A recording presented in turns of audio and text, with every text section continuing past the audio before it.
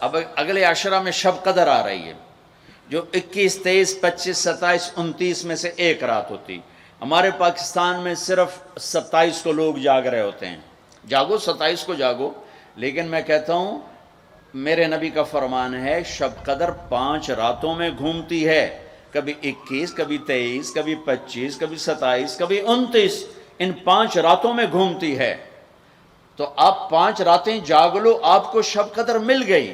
اور شب قدر کا بیک گراؤنڈ کیا ہے؟ میرے نبی نے فرمایا بنو اسرائیل میں 4 انبیاء نے 80 سال، یا 4 مجاہدین نے 80 سال اللہ کے راستے میں جہاد کیا۔ تو صحابہ کہنے لگے یا رسول اللہ، ہماری تو عمریں بھی 80 سال نہیں ہوتی، تو ہم ان کے برابر کیسے ہوں گے؟ تو ابھی ان کا یہ سوال باقی ہے اور مجلس باقی ہے کہ جبریل آ گئے کہ یا رسول اللہ بشارت دیں اپنی امت کو کہ اللہ کہہ رہے ہیں اِنَّا أَنزَلْنَاهُ فِي لَيْلَةِ الْقَدْرِ وَمَا أَدْرَاكَ مَا لَيْلَةُ الْقَدْرِ لَيْلَةُ الْقَدْرِ خَيْرٌ مِّنْ أَلْفِ الشَّهْرِ۔ چلیں ہم آپ کو ایک رات دیتے ہیں، آپ کی امت کے مرد عورت جاگ لیں، 80 سال سے زیادہ اجر لکھ دیا جائے گا۔ 80 سال کے برابر نہیں کہا، خیر اس سے زیادہ۔ تو آپ سب یہ جتنے میری بات سن رہے ہو میڈیا کے ذریعے سے جا رہی، یہ 5 راتیں ضرور جاگ لیں۔ چھوٹی چھوٹی راتیں ہیں، تراویح سے فارغ ہوں تو 3-4 گھنٹے کی رات باقی رہ جاتی ہے، کچھ نفل پڑھ لو، کچھ قرآن پڑھ لو، کچھ دعا مانگ لو، کچھ ذکر کر لو، اور لوگوں کو معاف کر دو۔ معاف کرنا بھی بہت بڑا عمل ہے، ورنہ عمل رک جائے گا، عمل رک جائے گا۔ معاف کر دو۔ ایک صحابی کہنے لگے یا رسول اللہ، ایک صحابی کہنے لگے رات کو تہجد میں یا اللہ تیرے نبی نے کہا ہے میں صدقہ کروں، تو میرے پلے تو شاید کوئی نہیں، میں صدقہ کی کرا۔ اچھا چل میرے مولا، جس نے میری بے عزتی کی میں نے سب کو معاف کیا، میرا اے صدقہ قبول کر۔ فجر کی نماز میں آئے، آپ نے نماز کے بعد اعلان کیا بھائی رات کو صدقہ کس نے کیا ہے؟ سارے چپ بیٹھے رہے، کسی نے نہیں کیا۔ پھر آپ نے واضح کیا رات کو اپنی عزت کا صدقہ کس نے کیا ہے؟ یہ کھڑے ہو گئے کہ یا رسول اللہ، اور آپ کی باتیں سن کر شوق پڑا کہ کو مال لگاؤں، مال تھا نہیں، میں کہا چل میرے مولا میں اپنی عزت دے صدقہ کرنا۔ تو میرے نبی نے فرمایا تیرا اللہ نے قبول صدقوں میں لکھ دیا ہے یہ عمل۔ شب قدر میں معاف کرو۔ دل میں بغض ہو تو اٹک جائے گا معاملہ۔ 4 آدمیوں کی بخشش نہیں ہوتی، اللہ نہ کرے کوئی ہم میں سے کوئی ہو تو میں بتا دوں تاکہ وہ ابھی سے توبہ کر لے۔ مدمن خمرن، شب قدر میں جبریل اترتے ہیں، فرشتے اترتے ہیں، ساری دنیا میں پھیل جاتے ہیں۔ پھر جو لوگ دعائیں کر رہے ہیں، نمازیں پڑھ رہے ہیں، ان کے ساتھ آمین کہتے ہیں۔ پھر جب سحری کی صبح صادق کی اذانیں ہو جاتی ہیں تو سارے فرشتے اکٹھے ہوتے ہیں، جبریل سے پوچھتے ہیں کیا ہوا؟ تو جبریل کہتے ہیں اللہ نے سب کو معاف کر دیا، 4 آدمیوں کا کیس پینڈنگ۔ تاریخ ڈل گئی، تاریخ ڈل گئی کہ یہ جب تک یہ کام کر رہے ہیں معافی نہیں، چھوڑ دیں گے معاف۔ جو کون ہے کہ مدمن خمرن، شراب پینے والا، اس کی معافی نہیں ہوتی شب قدر میں۔ تو کوئی اللہ نہ کرے کوئی ہے تو توبہ کر۔ ہر خواہش جسے آپ دنیا میں تصور کرتے ہو اس کو اللہ نے حلال طریقے سے جنت میں تیار کر کے رکھا ہوا ہے۔ کہتا یہ شراب چھوڑو، تمہارے منہ سے بدبو، بے ہوش ہو رہے، پیشاب نکل رہے، تم آؤ میرے پاس، وَسَقَاهُمْ رَبُّهُمْ شَرَابًا طَهُورًا، تیرا رب تمہیں خود اپنے ہاتھوں سے پلائے گا۔ ٹھیک ہو گیا؟ عَاقٌ لِوَالِدَيْهِ، ماں باپ کا نافرمان، بخشش شب قدر بھی نہیں بخشوا سکے گی، ماں باپ کا نافرمان۔ میرے نبی نے فرمایا جب لوگ جنت میں جائیں گے نا تو اویس کرنی بھی جا رہے ہوں گے۔ اویس کون ہیں؟ اویس بن عامر من مراد من قرن من الیمن۔ یہ میں نے آپ کو ان کا پورا جغرافیہ، ان کی پوری میں نے آپ کو ان کی بتا دی ہے بایوگرافی۔ اویس نام ہے، عامر کے بیٹے ہیں، مراد قبیلہ ہے، قرن اس کی شاخ ہے، اور یمن ان کی رہائش ہے۔ میں ان کی بستی گیا 3 سال پہلے جہاں وہ پیدا ہوئے، اویس کرنی جہاں پیدا ہوئے، میں وہاں گیا تھا۔ انہوں نے ماں کی حد درجہ خدمت کی، وہ آسمانوں تک پہنچی. یہ میرے نبی کی خدمت میں حاضر نہیں ہو سکے، آسمانوں سے جبریل پہنچے. اب جبریل کی بات کو میرے نبی کیا کس طرح، چونکہ اللہ کے نبی دیکھ رہے تھے کہ آئندہ آنے والی نسلیں ماؤں کے ساتھ کیا کریں گی. ہے یا رسول اللہ قیامت کب آئے گی؟ ایک سائل سوال کرتا. آپ نے کہا اللہ کو پتہ کب آئے گی. کہا جی کوئی نشانی تو بتا دیں کہ جب ماؤں کو ذلیل کریں گی اولادیں تو قیامت آ جائے گی. عمر، علی، دو عظیم ہستیوں سے کہا جا رہا ہے تمہارے دور میں ایک شخص آئے گا، اس کا نام ہوگا اویس بن عامر، درمیانہ قد، رنگ کالا، ایک سفید داغ جسم پر، جیسے آنکھوں سے دیکھ ہی رہے ہوں گے، آنکھوں سے اللہ نے پردے ہٹا دیے ہوں گے. تو آئے گا، اور جب وہ آئے تو تم دونوں نے اس سے دعا کروانی. اللہ کی قسم حضرت عمر اور حضرت علی کو اویس کی دعا کی ضرورت نہیں تھی. یہ آپ کو پیغام پہنچانے کے لیے ہے کہ ماں کا کیا مقام ہے. تو وہ حضرت عمر حیران ہو کے دیکھنے لگے کہ یہ کیا کی جاندے نے ایسی دعا کروا. صحابی کو تو کوئی پہنچ نہیں سکتا، پھر صحابی بھی عمر اور علی جیسا. آپ نے کہا عمر، علی. اویس نے ماں کی خدمت کر کے اللہ کو اس طرح خوش کر دیا ہے، جب وہ ہاتھ اٹھاتا ہے اللہ کبھی خالی نہیں لوٹاتا. حضرت عمر ہر سال حج میں جاتے، 10 سال خلیفہ، 10 سال حج کی. کوئی اویس پتہ نہیں چلتا. ایک دن سارے حاجی لائن حاضر کر لی، تھوڑے سے تو آتے تھے. بھائی کھڑے ہو جاؤ، ہاں بھائی سب بیٹھ جاؤ. یمن والے کھڑے رہو، تھوڑے ہو گئے. ہاں بھائی یمن والے سارے بیٹھ جاؤ، صرف مراد قبیلہ کھڑا رہے، پھر بالکل تھوڑے ہو گئے. ہاں بھائی مراد والے سارے بیٹھ جاؤ، صرف مراد کی سب کاسٹ، شاخ، قرن. تو ایک آدمی بچا. اچھا تم قرنی ہو؟ کہا جی.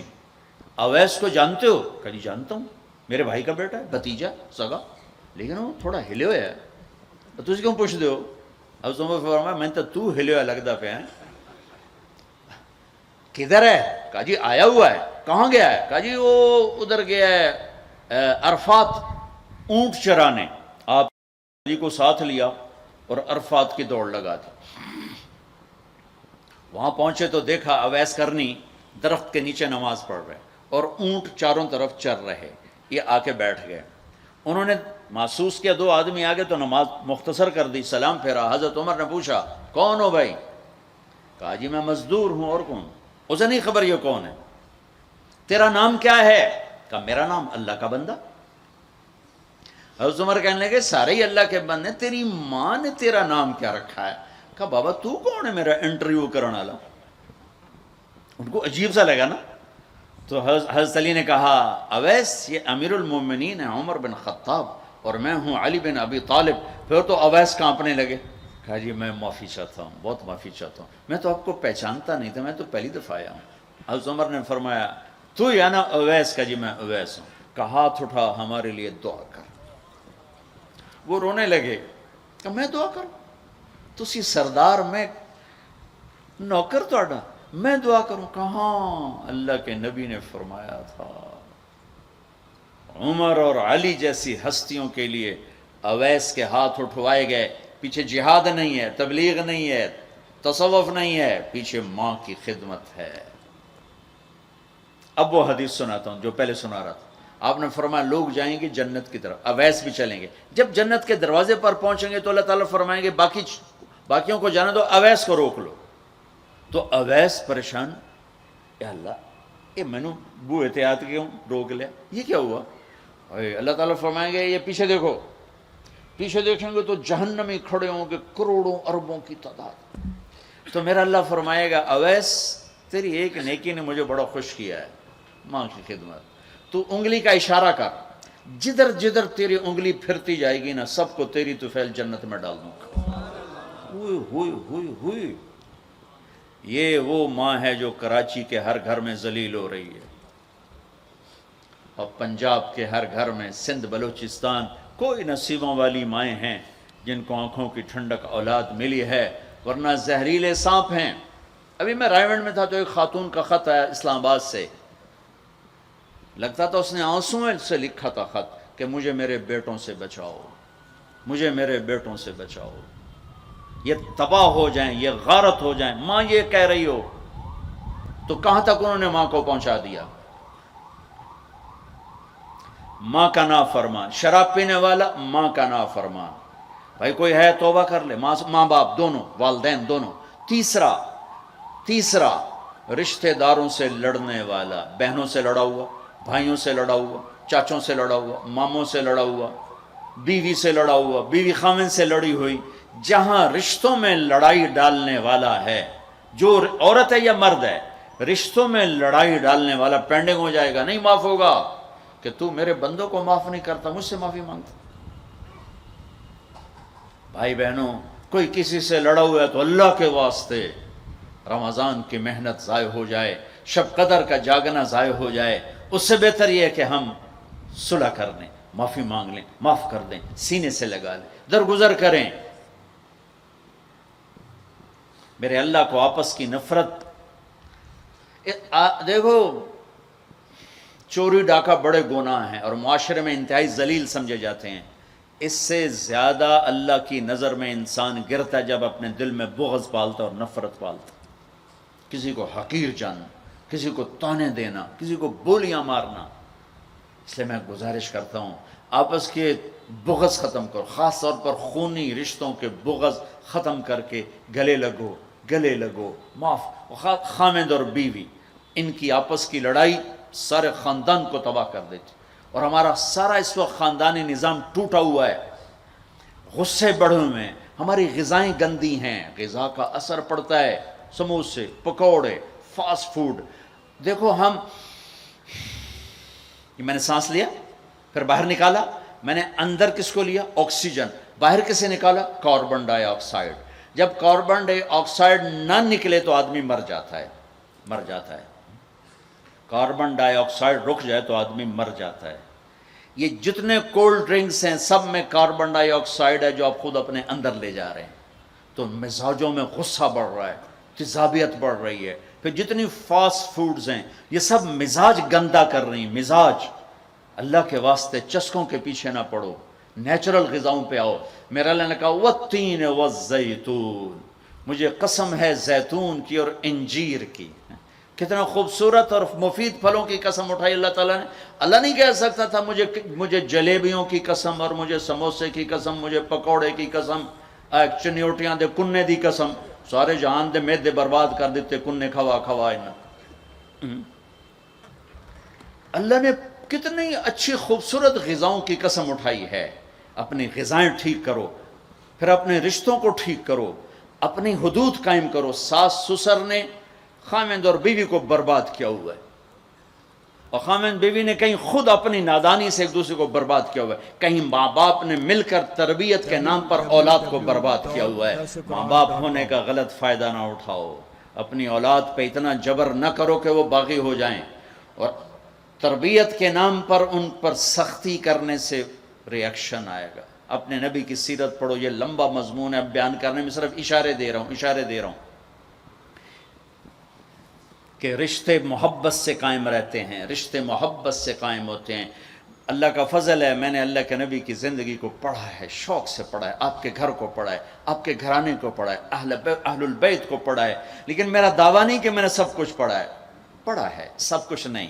جتنا میں نے پڑھا ہے کسی ایک جگہ میں نے نہیں دیکھا میرے نبی نے حسن حسین کو ڈانٹا ہو، یا ان کو بٹھا کے نصیحت، بچوں یہ نہیں کرنا، یہ کرنا ہے، یہ نہیں کرنا، یہ کرنا ہے. پیار دیا. آج کا ماں باپ کیا کرتا ہے؟ 3 سال کا بچہ اسکول پھینک دیتے ہیں اور بچے کے دل میں اپنی نفرت پہلے دن سے بٹھا دیتے ہیں. 3 سال کے بچے کو اسکول نہیں چاہیے، ماں کی گود چاہیے. اور آج کی ماں یہ قربانی کرنے کے لیے تیار نہیں. وہ گھر میں بھی ہو تو اس کو ٹائم نہیں دیتے. انہوں کارٹون تے باہر چھڑ دی، وہ کارٹون ویکھ انہوں اما بھی کارٹون نظر آمدی، انہوں ابا بھی کارٹون نظر آمدا، انہوں ہر شاہ کارٹون نظر آمدی. یہ ماں باپ کا ظلم ہے اولاد کو کارٹونوں پہ بٹھانا. وہ ٹائم ہی نہیں دینے کے لیے تیار. رشتوں کو محبت سے زندہ کرو. چوتھا کون ہے؟ کینہ رکھنے والا. کینہ کسے کہتے ہیں؟ کینہ ایک ہے بغض، ایک ہے کینہ. بغض کیا ہے؟ کہ مجھے سہیل بھائی سے نفرت ہے، اس کو کہتے ہیں بغض.